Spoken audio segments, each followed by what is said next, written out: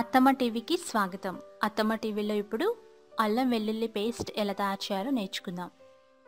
అలాగే ఫ్రిడ్జ్ లేకపోయినా ఈ అల్లం వెల్లుల్లి పేస్ట్ని ఎలా నిల్వ చేయాలో కూడా నేర్చుకుందాము. ఈ పేస్ట్ తయారీ కోసం కావలసిన పదార్థాలు: అల్లం ముక్కలు అరకప్పు, వెల్లుల్లి రేఖలు 1 కప్పు, నూనె 2 టేబుల్ స్పూన్లు, పసుపు 1 టీ స్పూన్, గ్రైండ్ చేసుకోవడానికి వాటర్ 2 టేబుల్ స్పూన్లు. ఇప్పుడు ప్రిపరేషన్ చూద్దాం. ముందుగా అల్లాన్ని శుభ్రంగా కడిగి తొక్క తీసి చిన్న చిన్న ముక్కలుగా కట్ చేసి పెట్టుకోవాలి. అలాగే వెల్లుల్లి రేఖల్ని విడదీసి పెట్టుకోవాలి. అవసరం అనుకుంటే వాటిని కూడా తొక్క తీసుకోవచ్చు, లేదంటే డైరెక్ట్గా గ్రైండ్ చేసుకోవచ్చు. ఇలా కట్ చేసుకున్న వాటిని ఒక మిక్సీ జార్లో వేసుకోవాలి. అల్లం ముక్కలు అలాగే వెల్లుల్లి రేఖలు మిక్సీ జార్లో వేయండి. చిన్న మిక్సీ జార్ తీసుకోవాలి. అందులో 1 టీ స్పూన్ నూనె వేయాలి. 1 టీ స్పూన్ నూనె వేసి గ్రైండ్ చేస్తే ఈ పేస్ట్ చక్కగా తయారవుతుంది.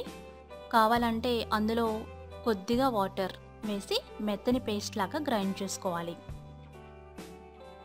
ఇలా గ్రైండ్ చేసుకున్న తర్వాత 1 టీ స్పూన్ పసుపు వేసి మరొకసారి గ్రైండ్ చేసుకోవాలి. ఇలా గ్రైండ్ చేసుకుంటే అల్లం వెల్లుల్లి పేస్ట్ రెడీ అయిపోతుంది. ఇప్పుడు ఫ్రిడ్జ్ లేకపోయినా ఎలా నిల్వ చేయాలో నేర్చుకుందాం. స్టవ్ మీద కడాయి పెట్టి వేడి చేయాలి. కడాయి వేడైన తర్వాత 2 టేబుల్ స్పూన్ల నూనె వేసి కాగబెట్టాలి. నూనె కాస్త కాగిన తర్వాత ఆల్రెడీ రెడీ చేసి పెట్టుకున్న అల్లం వెల్లుల్లి పేస్ట్ని నూనెలో వేసి బాగా వేపుకోవాలి. లో ఫ్లేమ్లో పెట్టి వేయించుకోవాలి. ఇలా 2 టేబుల్ స్పూన్ల నూనెలో వేపుకోవాలి. గ్రైండ్ చేసేటప్పుడు ఎక్కువ వాటర్ వేయకుండా నూనె వేసుకొని బాగా గ్రైండ్ చేసుకోవాలి. ఇలా నూనెలో లో ఫ్లేమ్లో పెట్టి తిప్పుతూ వేయిస్తూ కొద్దిగా పసుపు వేసుకొని మరి కాసేపు వేపాలి. మంచి వాసన వస్తూ ఉంటుంది. ఇలా బాగా వేయిస్తే అల్లం వెల్లుల్లి పేస్ట్ ప్రిజర్వేషన్కి రెడీ అయిపోయినట్లే. చల్లారిన తర్వాత ఒక ఎయిర్ టైట్ జార్లోకి నింపుకోవాలి. ఇలా బాగా నింపుకొని మూత పెట్టుకొని బయట పెట్టుకుంటే 1 మంత్ వరకు ఎంత బాగా నిల్వ ఉంటుంది.